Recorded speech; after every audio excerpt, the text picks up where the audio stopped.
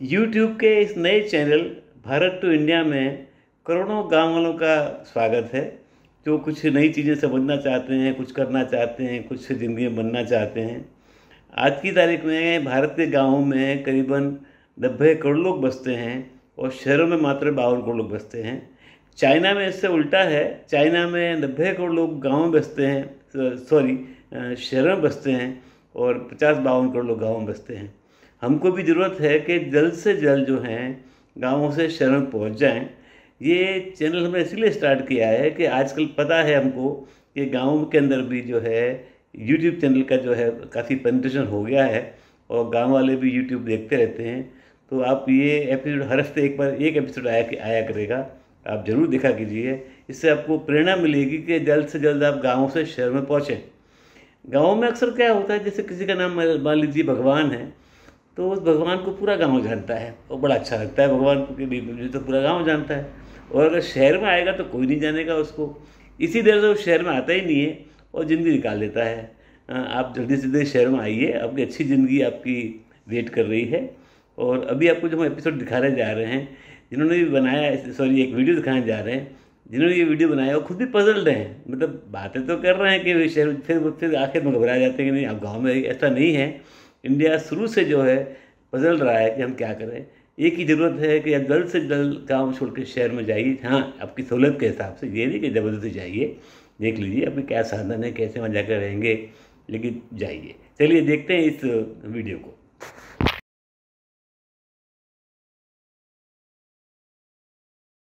Hello friend, आज हम बात करने वाले हैं ग्रामीण व्यवस्थाओं के बारे में। ग्राम में कैसे रहते हैं लोग गाँव में। भारत गांव का देश है। भारत की अधिकतम जनता गांव में निवास करती है। महात्मा गांधी जी ने कहा था, वास्तविक भारत का दर्शन करना हो तो आपको गांव में जाना चाहिए और गांव के दर्शन करने चाहिए, जहां भारत की आत्मा बसती है। गांव देश की उन्नति में अपना पूर्ण सहयोग दे रहा है। हम पूर्व प्रधानमंत्री चौधरी चरण सिंह की बात करें तो देश की समृद्धि का रास्ता गांव की खेतों और खलिहानों से होकर गुजरता है। वीडियो को देख के आपको लग रहा होगा कि गांव का विकास एक्चुअल में हुआ किधर है। और सही बात है, अगर विकास हुआ होता तो पलायन क्यों होता। हम छोड़ के अपना घर इतना दूर आते क्यों। और हम ही क्या, बहुत सारे ऐसे लोग हैं जिनको अपना घर छोड़ने पे मजबूर हो जाते हैं, क्योंकि गांव में रोजगार एक बहुत बड़ा मुद्दा है, बहुत बड़ा कारण है कि पलायन होता है। आप देख रहे हैं जो व्यवस्थाएं आपको दिख रही हैं, एक गांव है और यहाँ पे देख लीजिए अभी भी यहाँ पे मड़ई, जो कि आपको बहुत रेयर ही देखने को मिलता है।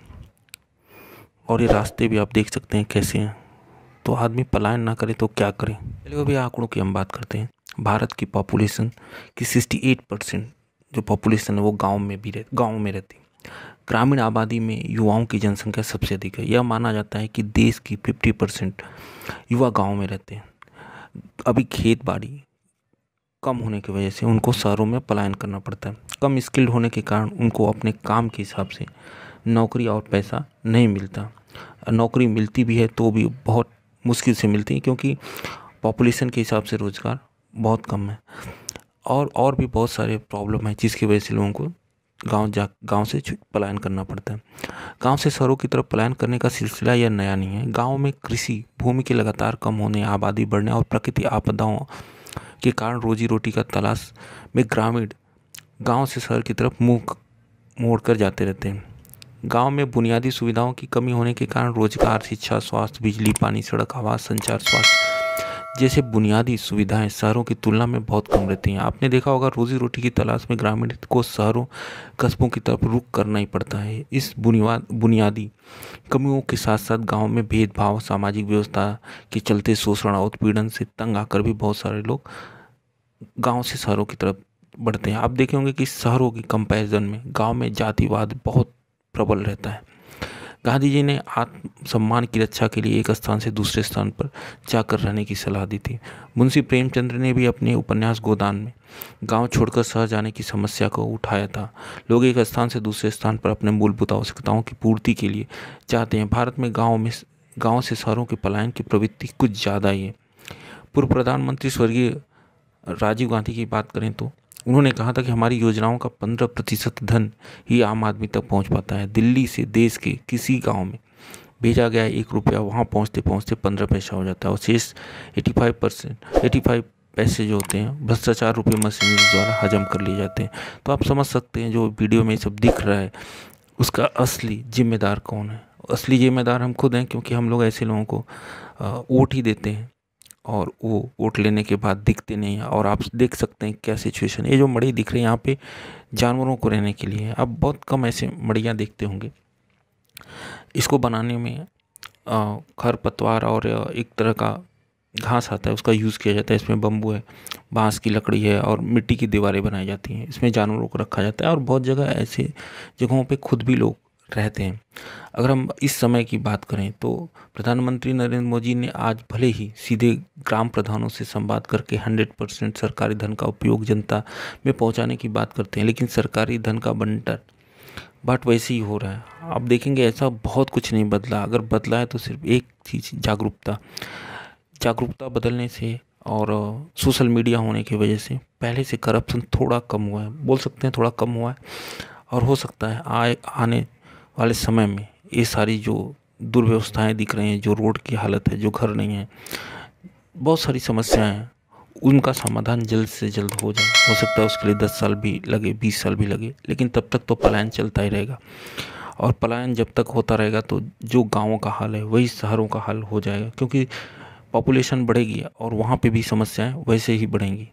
तो अगर आप गांव में रहते हैं तो शहर में आने से पहले 10 बार सोच लीजिए, क्योंकि बहुत सारे ऐसे रोज़गार हैं जो आप गांव में भी कर सकते हैं और शहर की अपेक्षा आप काफ़ी खुशहाल रह सकते हैं। क्योंकि अब गांव और शहर के लाइफस्टाइल का कंपैरिजन करेंगे तो गांव वाले बहुत ही ज़्यादा खुशहाल रहते हैं, उनमें खुश होने की प्रवृत्ति बहुत ज़्यादा होती है। ठीक है, आधारभूत सुविधाएं बहुत कम होती हैं कंपैरिजन करेंगे शहरों से तो, लेकिन फिर भी वो अपनी लाइफ में बहुत खुश रहते हैं और इसी की वजह से उनको बहुत सारी प्रॉब्लम है, जैसे हाई बीपी, डायबिटीज़ और बहुत सारी समस्याएं होती नहीं हैं।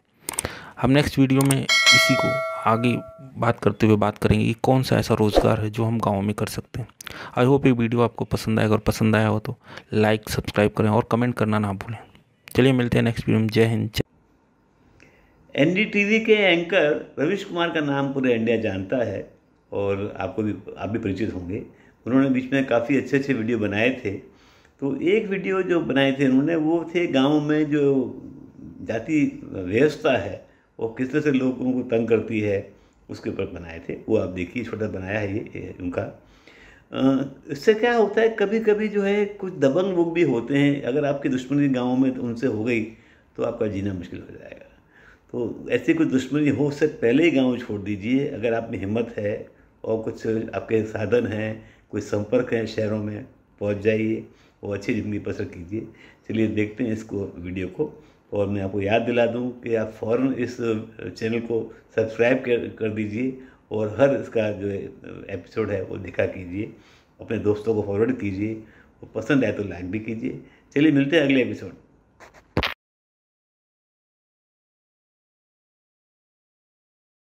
बार चुनाव में हर जाति के गांव में जाता हूं मैं, और पूछने के लिए कि जाता हूं कि वो लोग अपना कैसे गठबंधन कर रहे हैं, क्या कर रहे हैं।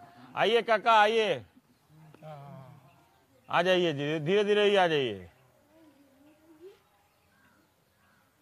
नाम क्या है काका का? पंचम, पंचू लाल। तो ये भी ब्राह्मण है यहाँ पे? नहीं। हाँ, अच्छा, आप ब्राह्मण है। अच्छा, बैठिए। अब आराम से बैठ जाइए। क्यों? नहीं, हम ऐसे ठीक बैठे हुए हैं। तो कौन लोग हैं यहाँ पे जो बसपा को वोट देना है? नीचे क्या बैठ गए? नीचे क्यों बैठ गए? अरे आप नीचे बैठेंगे तो मैं चला जाऊंगा यहाँ से। आप इस पे बैठिए। नहीं, आपके सामने चौकी पे नहीं बैठ सकते हैं। नहीं, ऐसी कोई बात नहीं। नहीं, ऐसी तो बात है नहीं। देखिए, थोड़े मैट्रिक हम भी पास हैं, ऐसी बात थोड़ी। अरे काका पंचम जी बैठिए यहाँ पे।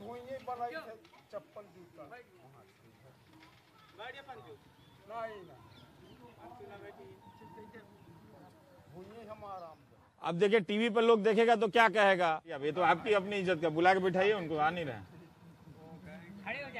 तब हम चले जाते हैं भाई, बड़ा अजीब लगेगा। हम नहीं बात कर सकते हैं इससे, हम नहीं बात कर सकते हैं। खड़ा नहीं, आपको इन्हीं के खटिया पे बैठना पड़ेगा तभी मैं बात करूंगा, नहीं तो मैं चला जाऊंगा यहाँ से। बात कर रहा हूँ हिंदी में साफ साफ।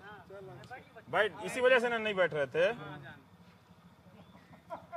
आप परेशान हैं, गलत तो नहीं कर दी? नहीं नहीं हाँ, वो तो टीवी में तो बोलेंगे ही। नहीं टीवी की बात नहीं। ऐसी व्यवस्था तो बना के रखेंगे, कोई हरिजन आके सीधे नीचे बैठ गया। नहीं, ये व्यवस्था बदल जो है दीजिए थोड़ा सा, इतने पढ़े लिखे हैं आप, नहीं थोड़ा सा वैसी बदल कोई दीजिए। बात नहीं। गांव देश में ऐसा नहीं, आपने कहा नहीं, लेकिन सब चीज तो कहने की जरूरत नहीं होती है। बेचारे का इतना नहीं बोलते तो आप नीचे बैठे हुए थे। अरे हम नीचे बैठे हाँ, नीचे ही बैठा था। आपने भी स्वीकार कर लिया है, आपने भी स्वीकार कर लिया है। सब हम ऐसे ही स्वीकार कर लेते हैं।